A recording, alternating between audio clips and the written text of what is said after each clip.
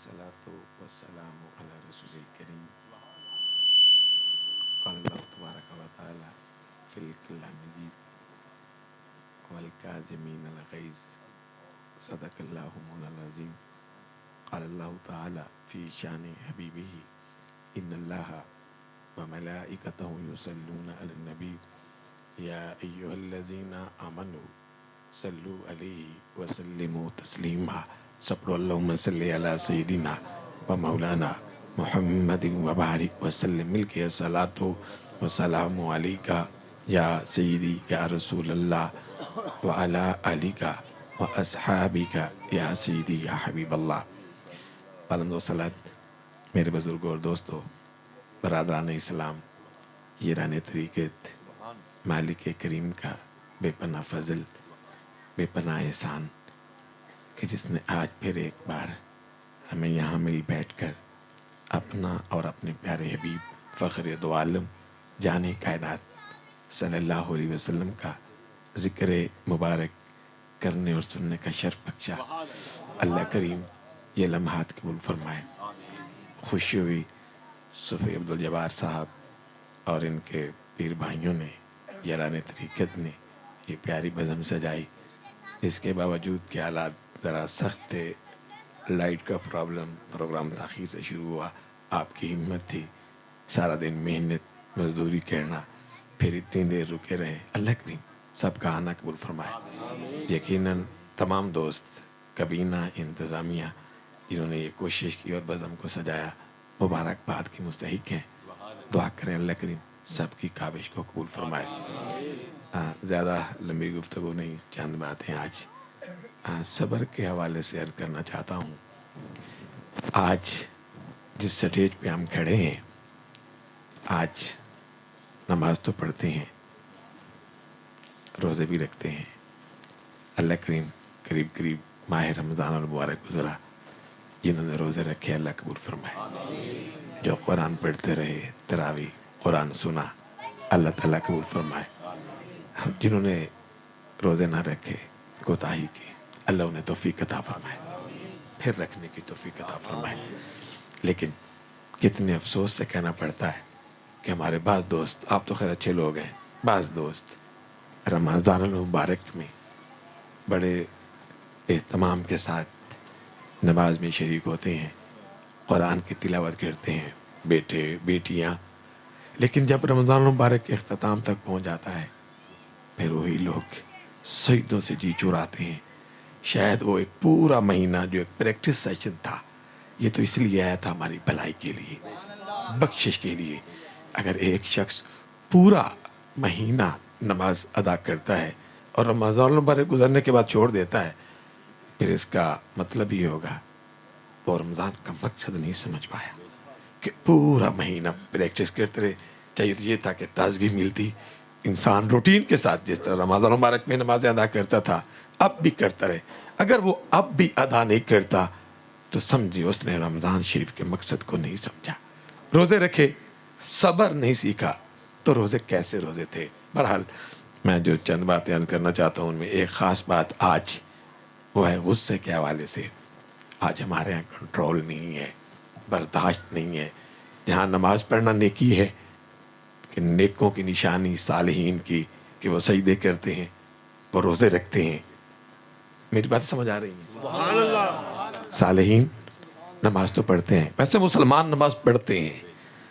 نماز وہی چھوڑتا ہے جو جانتا نہیں کہ یہ سجدہ کس کو کر رہا ہوں. اگر اس کو علم ہو جائے کہ اس سجدے سے رب خوش ہوتا ہے، جان جا سکتی ہے، سجدے نہیں چھوڑ سکتا.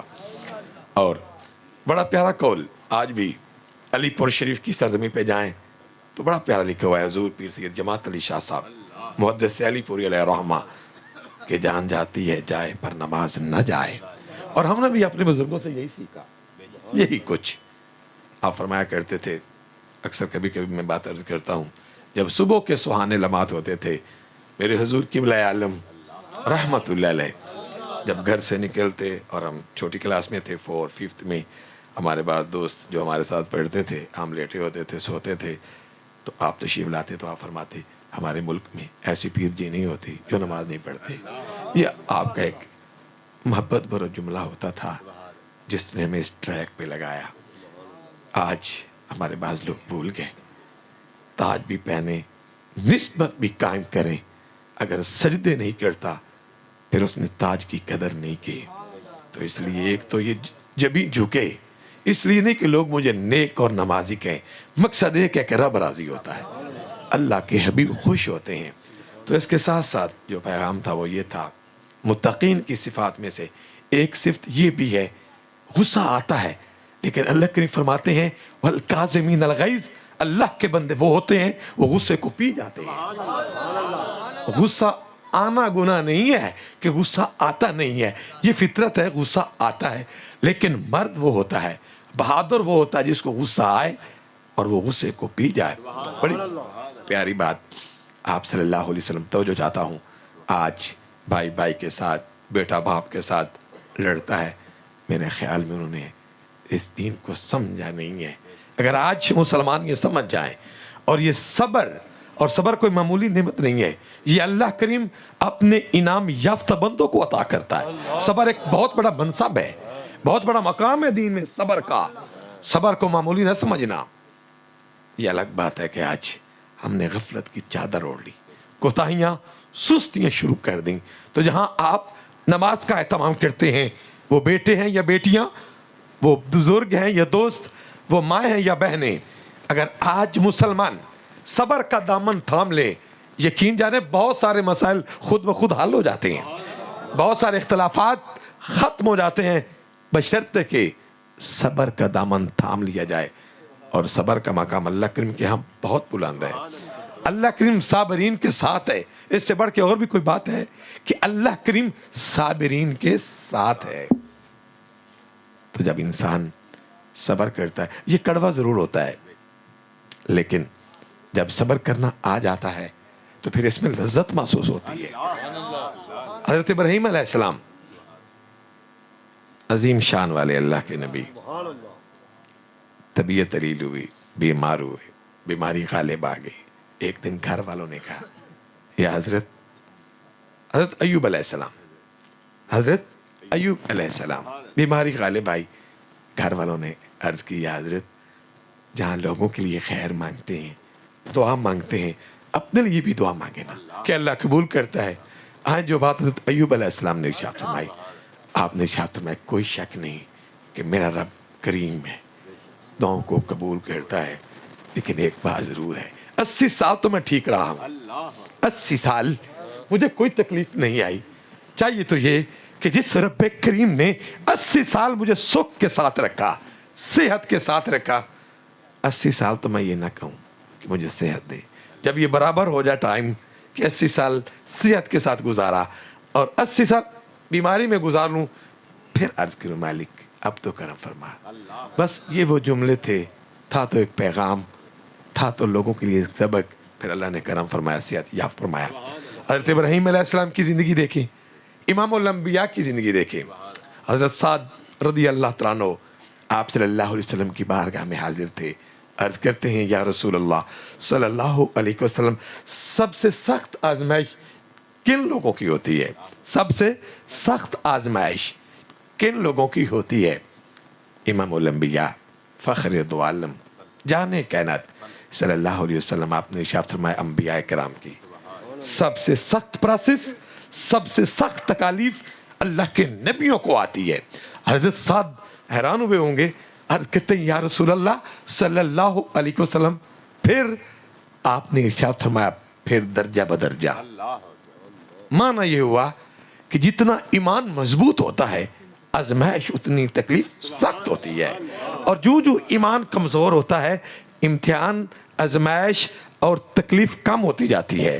ایمان جو کمزور ہوتا ہے تکالیف کم ہوتی جاتی ہے, اور یہاں تک کہ انسان کو تکالیف آئیں اور وہ صبر کرے.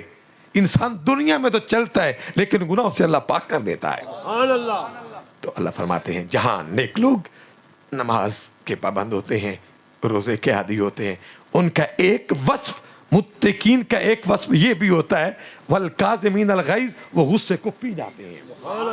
آپ صلی اللہ علیہ وسلم, بڑی پیاری بات, آج آپ دیکھتے نہیں ہیں چھوٹی چھوٹی باتوں پہ لڑائی, اختلاف بھائی بھائی کے ساتھ، دوست دوست کے ساتھ، دوست دوست کے ساتھ جھگڑا کرتے ہیں، ہوتے دوست ہیں، چائے پیتے ہیں، چھوٹی سی بات اختلاف شروع ہوتا ہے، مارنے تک آ جاتے ہیں۔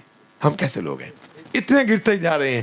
تو آئیے میں جو پیغام دینا چاہتا ہوں، نوجوان دوست تشریف فرما ہے، صبر کرنا انبیاء کا شیوا ہے، پھر آپ کے غلاموں کا شیوا ہے۔ تو آپ صلی اللہ علیہ وسلم ایک دفعہ تشریف لے کر جا رہے تھے، غلام ساتھ تھے، آپ صلی اللہ علیہ وسلم کے کندھوں پہ ایک نجرانی چادر کھردری موٹے کونوں کناروں والی آپ کے کندھے پہ تھی۔ ایک عربی آیا اور آ کے اس کو پکڑا اور کھینچا۔ جب وہ چادر کھینچی جس کے کھردرے کنارے تھے، آپ صلی اللہ علیہ وسلم کے کندھے پہ نشان پڑ گیا۔ آپ صلی اللہ علیہ وسلم نے اس عربی کی طرف دیکھا تو آپ مسکرا پڑے، اور وہ عربی کہتا ہے، یا رسول اللہ صلی اللہ علیہ وسلم، میرا حق، میرا مال وہ مجھے حوالے کریں۔ اور وہ مال غنیمت کی بات تھی کہ وہ میرا مال مجھے دیں۔ دیہاتی تھا نا، پینڈو، اس کا انداز اپنا تھا لیکن جانتا نہیں تھا ہے کون۔ اس نے جو وہ چادر کھینچی، یہ امام الانبیاء تھے، آپ تم کون ہو؟ جانتا نہیں میں کون ہوں، لیکن تعلیمی امت کے لیے آپ صلی اللہ علیہ وسلم نے اس کی طرف دیکھا اور مسکرا پڑے۔ عرض کی میرا مال مجھے دیں۔ آپ فرمایا غلاموں کو اس کو مال دے دو، اس کو مال۔ اور ایک اور بڑی پیاری بات میں نے پڑھی، ایک محدث نے جو لکھا، وہ لکھتے ہیں کہ جب آپ صلی اللہ علیہ وسلم نے اس عربی کی طرف دیکھا تو آپ صلی اللہ علیہ وسلم نے ایک جملہ ارشاد فرمایا، اے عربی، میں تو اسے بدلہ لے لوں، میں تو اسے، یہ جو چادر گھسیٹی کھینچی نشان پڑا، تو اسے بدلہ لے لوں۔ تو وہ عربی کہتا ہے، یا رسول اللہ صلی اللہ علیہ وسلم، آپ مجھ سے بدلہ نہ لیں، آپ مجھ سے بدلہ نہ لیں۔ آپ صلی اللہ علیہ وسلم فرمایا، میں آپ سے بدلہ کیوں نہ لوں، میں آپ سے بدلہ کیوں نہ لوں؟ عربی عرض کرتا ہے، یا رسول اللہ صلی اللہ علیہ وسلم، دراصل آپ بدلہ لیتے نہیں ہیں۔ کیا بات تھی! یا رسول اللہ صلی اللہ علیہ وسلم، آپ بدلہ لیتے نہیں ہیں۔ آپ پھر مسکرائے اور فرمایا، اس کا مال اس کو دے دو، مزاتب ہے سرکار معاشر میں کہہ دیں، وہ دیکھو ہمارا غلام آ رہا ہے، ہم سجدے تو کرتے ہوں، روزے تو رکھتے ہوں، محافل سجاتے ہوں، اگر صبر کا دامن تھاما نہیں ہے پھر مقصد حاصل نہیں ہوا۔ آج یہ پیغام دینا چاہتا ہوں بالخصوص نوجوان بھائیوں کو، کوشش کریں جہاں آپ نماز کا خیال کرتے ہیں، اگر سستی کرتے ہیں کوشش کریں یہ سستی نہ ہو۔ یہ سجدہ وہ عظیم نعمت ہے جو مسلمانوں کی پہچان ہے، یہ سجدہ وہ نعمت ہے جس کے لیے آپ صلی اللہ علیہ وسلم نے ارشاد فرمایا، یہ میری آنکھوں کی ٹھنڈک ہے۔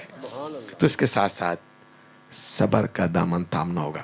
حضرت معاذ بن جبل رضی اللہ تعالیٰ عنہ فرماتے ہیں، میں پیارے آقا صلی اللہ علیہ وسلم کے ساتھ چل رہا تھا، دو شخص آپس میں لڑ رہے تھے، دو شخص آپس میں گتھا مگتھا تھے، لڑ رہے تھے، اور اتنا سخت غصے میں تھے، ایسے لگتا تھا کہ ان کی ناک غصے سے پھٹ جائے، اتنا غصہ تھا۔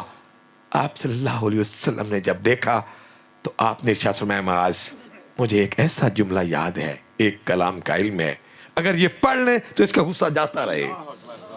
حضرت معاذ بن جبل بڑے شان والے غلام تھے، عرض کرتے ہیں، یا رسول اللہ صلی اللہ علیہ وسلم، وہ کون سا جملہ ہے اگر یہ پڑھ لے تو اس کا غصہ جاتا رہے؟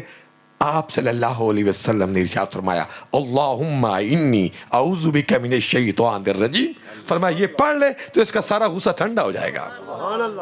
اگر کوئی شخص قادر ہو، طاقت والا ہو اور غصے کو نکالنے پہ قادر ہو، آپ صلی اللہ علیہ وسلم نے، بعض دفعہ اختلاف ہوتا ہے، سامنے کمزور ہوتا ہے، کمزور شخص، اگر آپ چھوڑ دیتے ہیں، طاقت بھی تھی، ہمت بھی تھی، پاور بھی تھی، سامنے کمزور ہے، بڑی پیاری بات آپ صلی اللہ علیہ وسلم نے ارشاد فرمایا، جو قادر ہو غصہ نکالنے پہ، پھر وہ غصہ نہ نکالے، برداشت کر لے، اللہ کریم اس کو امن اور ایمان سے بھر دیتا ہے۔ اللہ تبارک و تعالیٰ اس شخص کو امن اور ایمان سے بھر دیتا ہے۔ کن کو؟ جن کے پاس طاقت، پاور ہو، غصہ نکالنے پہ قادر ہوں، لیکن وہ غصے کو پی جائیں۔ آج آپ سوچیں گے کہیں وہ خوبی تو خیر نہیں کہہ سکتے، خامی، غصے والی مجھ میں اتنی زیادہ تو نہیں، مختلف پروسیس ہیں غصے کے، وہ بعض دفعہ منصب کے اعتبار سے ہوتے ہیں، بعض دفعہ شکوہ شکایت کے اعتبار سے ہوتے ہیں، بات سنتے ہیں لیکن ہم برداشت نہیں کرتے۔ مزہ تھا بے سرکار معاشر میں کہہ دیں وہ دیکھو ہمارا غلام آ رہا ہے۔ آپ اکثر صاحب نسبت ہے، بلکہ بعض تو نمازی لوگ بھی غصہ کرتے ہیں، بزرگ ہوتے ہیں، بڑے لوگ، بڑی عمر کے لوگ ہوتے ہیں، مسجد میں ہوتے ہیں، مجھے دوست بتاتے رہتے ہیں کہ فلاں مسجد میں 2-4 نمازی تنگ کرتے ہیں، یہ پنکھا کیوں چلایا، لائٹ کیوں چلائی، موٹر کو یہ کیوں کیا۔ حالانکہ نیک لوگ ہوتے ہیں، نمازی ہوتے ہیں، تہجد گزار ہوتے ہیں، صبر نہیں ہوتا۔ آئیں آپ کوشش کریں گے کہ جب غصہ آئے تو اس کو برداشت کریں۔ کیوں کریں؟ اس لیے کہ رب راضی ہوتا ہے۔ فرمایا اللہ کے بندے وہ ہوتے ہیں والکاظمین الغیظ، غصہ تو آتا ہے لیکن غصے کو پی جاتے ہیں۔ اور ایک بڑی مشہور بات، مولا کائنات حیدر کرار شیر خدا، آپ ایک دفعہ ایک یہودی کو گرایا ہوا تھا، قریب تھا کہ آپ اس کو قتل کر دیتے۔ کس کو گرایا ہوا تھا؟ یہودی، غیر مسلم کو گرایا ہوا تھا۔ تو جب قتل کرنے کے قریب تھے، اس نے ایک نیچ حرکت کی، تھوکا، چاہیے تو یہ تھا فوری اس قتل کرتے، لیکن قربان جائیں آئے حیدر کرار نے کیا کیا؟ مولا کائنات شیر خدا نے اس یہودی کو چھوڑ دیا۔ یہودی بڑا حیران ہوا، سمجھا یہودی بڑی سمجھدار قوم ہے، انہوں نے سوچا ماجرا کیا ہے، چاہیے تو یہ تھا کہ مجھے مار دیتے، قتل کر دیتے، کیوں چھوڑا؟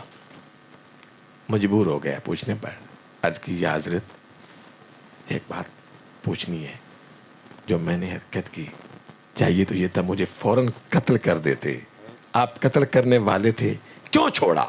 آئیں حیدر کرار کا جواب سنیں۔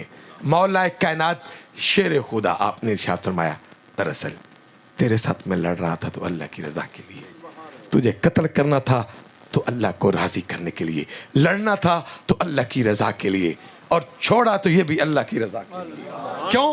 فرمایا اس لیے کہ پہلے قتل کر رہا تھا اللہ کی رضا کے لیے، اب جو تو نے حرکت کی ہے اب اس میں میرا غصہ شامل تھا، اور میری خواہش تھی کہ میں تجھے فوری مار دوں، لیکن میں نے سوچا اے علی تو رب کے لیے لڑتا ہے، تو اللہ کے لیے قتل کر رہا تھا، اپنے لیے مارتے ہو، میں نے تجھے چھوڑ دیا، نفس نے چاہ کے تجھے مار دوں لیکن چھوڑ دیا۔ معنی یہ ہوا علی لڑتا بھی ہے تو اللہ کی رضا کے لیے، چھوڑتا ہے تو اللہ کی رضا کے لیے۔ اس وقت یہودی غیر مسلم اس نے عرض کی حضرت یہ اتنا پیارا دین ہے، پھر مجھے بھی کلمہ پڑھا کے غلام بنا لے۔ ہم بھی تو ان سے پیار کرنے والے لوگ ہیں، دعویٰ پیار کا کرتے ہیں، دعویٰ محبت کا کرتے ہیں، پھر باپ کے گلے میں کیوں، پھر ماں کے ساتھ غصہ کیوں؟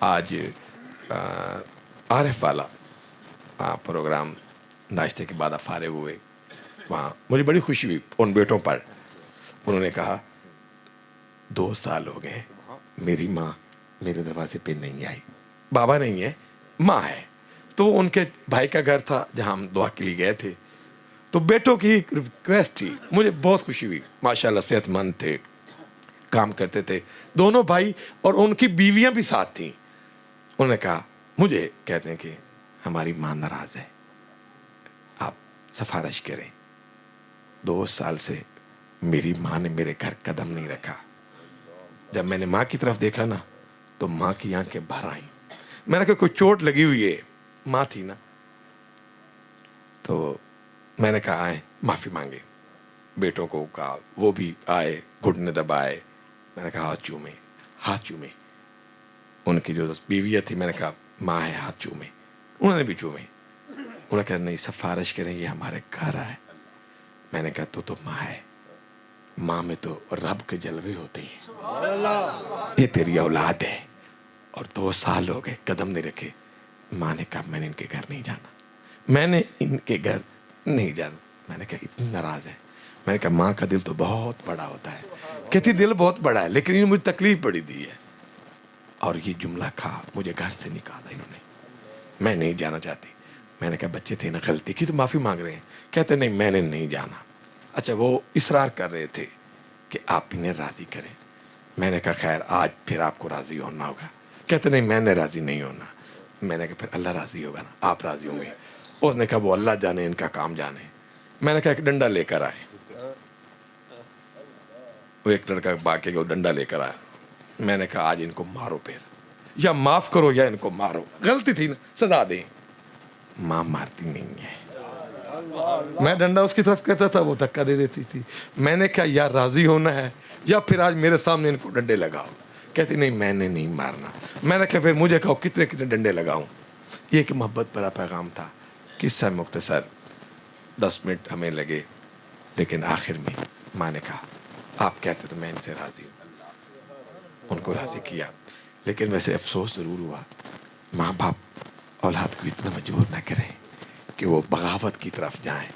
وہ تو ان کا پیار تھا، بیٹھے رہے روتے رہے، اور خوشی تھی صرف بیٹا نہیں، ان کی بیویاں بھی ساتھ تھیں، وہ بھی یہی کہتی تھی کہ ہمارے گھر آئیں۔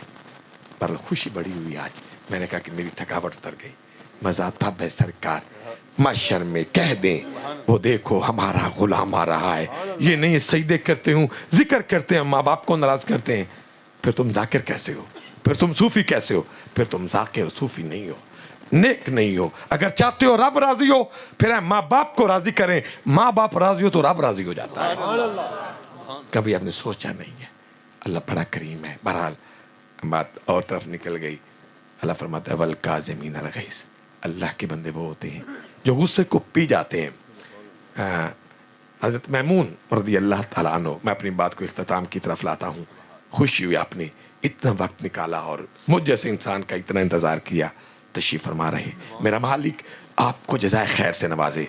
جہاں اپنے لیے خیر مانگتے ہیں میرے لیے بھی دعا کرنا، ہم آپ کے لیے، اور بالخصوص جو دورانیہ چل رہا ہے کافی دنوں سے فلسطین کا، جہاں اپنے لیے ہم تو بڑے مزے سے بیٹھے ہیں نا، کوئی فکر نہیں ہے۔ ان سے پوچھیں ان کے دن کیسے گزرے، ان کا رمضان کیسے گزرا، ان کی عید کیسے گزری۔ یقیناً جب آپ جو چیزیں میں نے دیکھی، دوستوں نے مجھے بتائیں اور دکھائیں، آپ کے رونگٹے کھڑے ہو جائیں گے۔ ہو سکتا ہے آپ کی کوئی دعا قبول ہو، اللہ ان کے اوپر رحم کر دے، اللہ مسلم امہ کے حکمرانوں کو ہدایت عطا کرے اور اچھے فیصلوں کی ان کو توفیق عطا فرمائے۔ اللہ کے بندے وہ ہوتے ہیں غصہ آتا ہے لیکن وہ غصے کو پی جاتے ہیں۔ حضرت میمون رضی اللہ تعالیٰ عنہ، آپ تشریف فرماتے، آپ کے پاس مہمان آ گئے۔ کون آ گئے؟ مہمان بیٹھے تھے، آپ کی خادمہ نوکرانی برتن لے کر آئی سالن والا، ہاتھ لڑکھڑایا اور وہ سالن گر گیا۔ ظاہر ہے مہمان ہو تو پھر بڑی تکلیف ہوتی ہے کہ سالن بھی ہو زیادہ ہو، پورا برتن جب گر گیا تو آپ کو بڑا غصہ آیا، قریب تھا کہ آپ اسے مارتے۔ نوکرانی ضرور تھی لیکن دین سے پیار کرتی تھی، وہ بھی قرآن جانتی تھی۔ جب دیکھا نا حضرت غصے ہیں تو عرض کرتی ہے حضرت والکاظمین الغیظ، اللہ کے بندے تو وہ ہوتے ہیں جو غصہ آتا ہے تو غصے کو پی جاتے ہیں۔ حضرت میمون رضی اللہ تعالیٰ عنہ، آپ کا جملہ سننے کی دیر تھی، آپ فرمایا ہم نے غصے کو پی لیا، ہم نے غصے کو پی لیا۔ جب یہ بات کی تو ساتھ ہی عرض کرتی ہے یا حضرت وہ تو اللہ کے بندے وہ ہوتے ہیں جو معاف بھی کر دیتے ہیں۔ اور یہ جو آیت کا حصہ ہے اس میں وہ 4 وصف بیان کیے گئے ہیں کہ وہ خرچ کرتے ہیں اللہ کے راستے پہ، خوشی میں بھی غمی میں بھی۔ الذین ینفقون فی السراء والضراء والکاظمین الغیظ والعافین عن الناس۔ ایک تو وہ غصے کو پی جاتے ہیں اور دوسرا کوئی معافی مانگے تو وہ معاف کر دیتے ہیں۔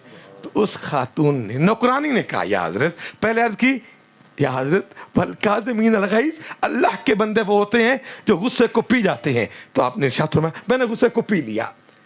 پھر عرض کرتی والعافین عن الناس، اللہ کے بندے نیک تو وہ ہوتے ہیں جو معاف کر دیتے ہیں۔ غصہ الگ چیز ہے، معاف کرنا الگ چیز ہے۔ آپ فرمایا جب ہم نے تمہیں معاف کیا، پھر عرض کرتی ہے واللہ یحب المحسنین، جو احسان کرتے ہیں اللہ ان کو پسند کرتا ہے۔